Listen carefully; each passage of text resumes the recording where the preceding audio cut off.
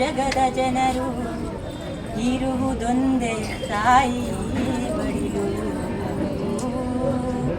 ತೊರೆದರೆ ಹೇಗೆ ಕರುಳು